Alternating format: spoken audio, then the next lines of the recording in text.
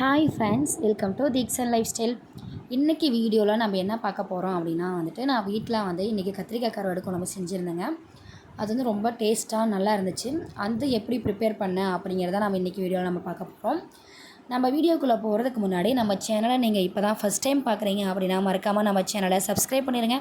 பக்கத்தில் இருக்கிற பெல் ஐக்கானையும் கிளிக் பண்ணிடுங்க. அப்போ தான் நான் போடுற வீடியோ உங்களுக்கு உடனே நோட்டிஃபிகேஷனாக வரும். வாங்க வீடியோக்குள்ளே போகலாம்.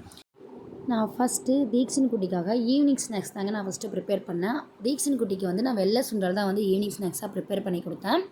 தீக்ஷன் குட்டி இப்போ தூங்கிட்டு இருக்காரு. நம்ம அதுக்குள்ளேயும் எல்லா ஒர்க்கும் முடிச்சுட்டு கிச்சன் விட்டு வெளியே வந்துடலாம்.